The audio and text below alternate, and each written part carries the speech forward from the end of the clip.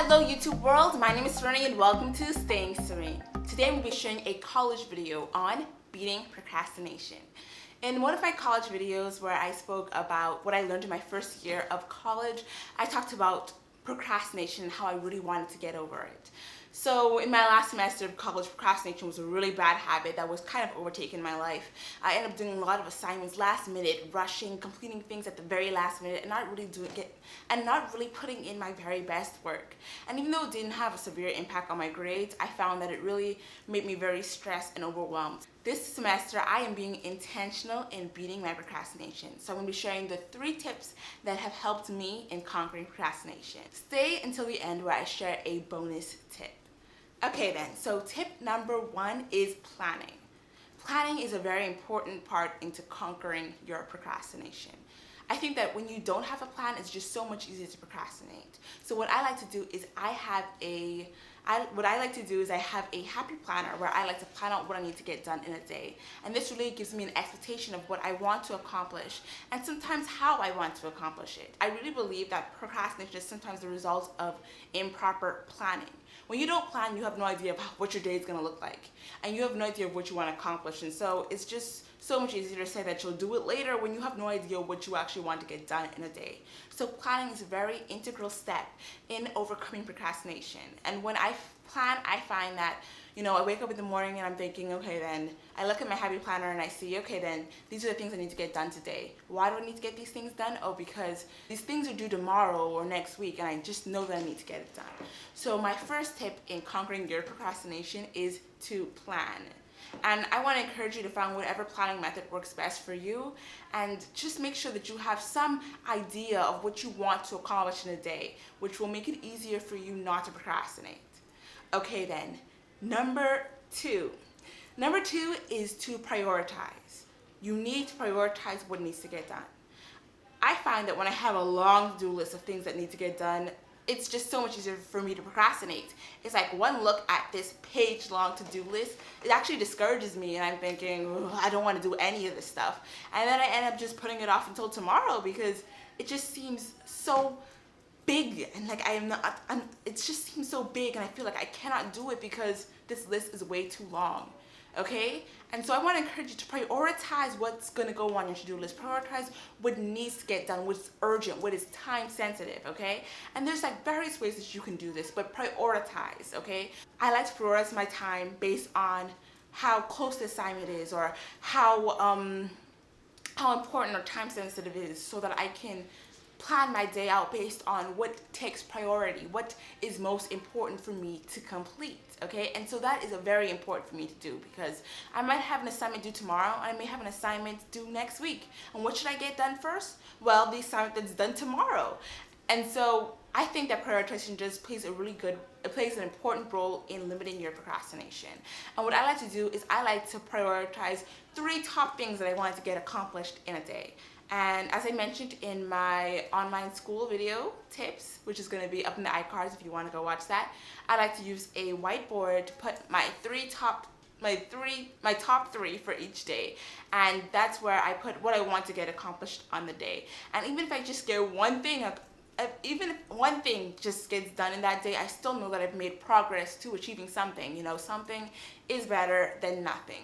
And so I encourage you to prioritize and see what absolutely needs to get done. When you don't feel like doing it, just remind yourself, okay then, this is a priority for a reason and I need to get this done. I have this is due and I just need to get it done. And just having your priorities in order just really helps to push you and motivate you rather than cause you to procrastinate. Okay, number 3.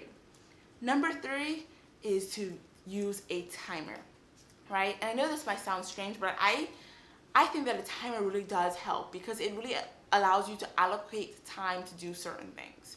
And so what I like to do is I use a little app on my MacBook. It's called Be Focused. And on this app, I can put up my task for the day.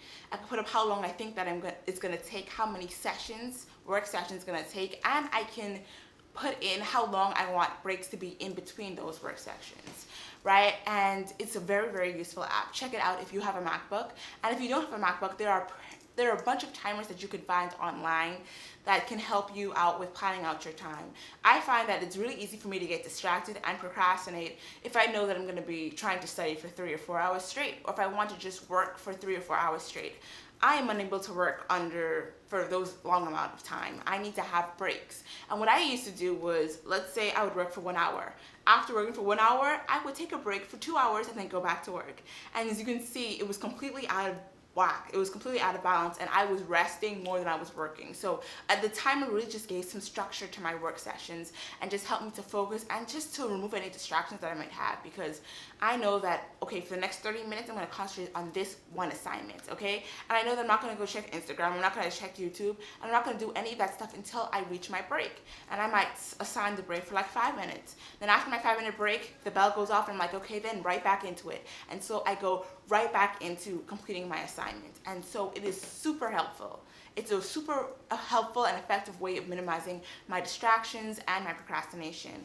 And if there's actually a specific method that you can use. You can actually use the Pomodoro method, where you have about 25-minute work sessions with 5-minute breaks, and after 4 long sessions, you have like a long break. That's a helpful way to stretch out your time. I like a little bit more flexibility, so I like to choose what assignments are going to take longer, that I want to work on for longer. So if I'm writing a paper, I'm going to work on that paper for 1 hour straight, and then take like a 15-minute break. And it's really helpful because let's say I know that it's going to take 4 hours to write my paper.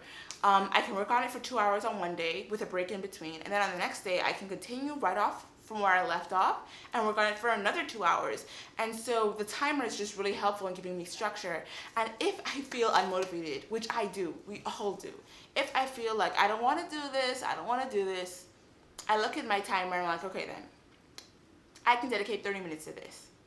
I can do 30 minutes. 30 minutes it's doable. It's realistic. So I say that I'm only going to do it for 30 minutes. I do it for 30 minutes. I take my 5-minute break, and then miraculously, I want to work some more. Miraculously, I'm like, this is not so hard. Why was I procrastinating? Let me just get this done.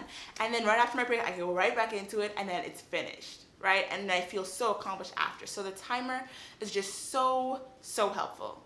And just putting my time and the time that I want to accomplish a task, it just puts it in manageable, doable chunks, where I don't have to worry about doing a task consistently for hours on end, where I actually have a time period and I give myself some time to have breaks and to just relax and check Instagram and, breathe. And so that is a very helpful tip. The timer has really completely changed how I do my work now, because I just think about, okay, I just need to work on this for this amount of time, then it's done, it's finished, and I never have to go back and do it again, because I try to do my best. No, what I like to do is get the assignment done in one go. Now, if it takes a longer time, I'll split it up, but I like to just go at it at one go, and the timer is just so helpful. So I'm sure that you're going to find the timer to be just a useful tip when you feel like you want to procrastinate. Okay, and for the bonus tip that you stayed at the end for, thank you very much.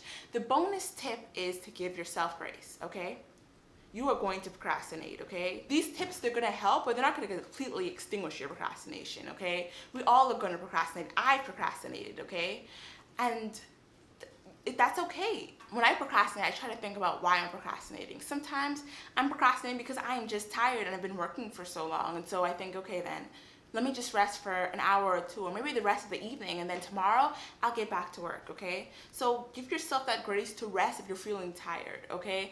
And I also find that, let's say I worked for most of the morning, right? And in the evening, I'm procrastinating, right? And I end up not getting everything done on the list or in my planner. I'll be like, okay then, I'm proud of what I have accomplished. I'm proud that I did check something off my list, even if it's just one thing. Just one thing. That one thing is still progress. That one thing was something that I did not procrastinate on. So I just have my little wins, my little victories where, yes, I procrastinated today, but yes, I also got something done today. Even if it was something as small as washing the dishes, that still counts. So just give yourself that grace, give yourself that ability to rest, and just be okay. Even if you do procrastinate, realize that there's just so much things that you have accomplished. If I procrastinate today, I can think back about all the wonderful things that I did yesterday. And even when you fall, that doesn't really mean that you fail. So if you fall, you procrastinate, okay, I can be proud of what I did in the past, and now I'm going to work towards a better future. So I'm going to pick myself up, and tomorrow I'm not going to procrastinate, or I'm just going to do my best not to procrastinate. Okay, so I really hope that really encouraged you. You know, we're all just working towards this journey to become more productive, and I really hope these tips helped, and that you just give yourself that little grace whenever you do slip back into the habit of procrastination. Like all habits, it's going to take time. It's going to take time for this habit to be completely beat. I hope this video helped, and that you do check out my college playlist that's going to be up in the iCards. I have an Instagram account at Staying Serene where you're going to find inspirational quotes that I create myself. If you check out there, I actually post weekly, so please go check out and support my Instagram account. Don't forget to like, share, comment, and subscribe, and I can't wait to see you in the next one. Okay, bye!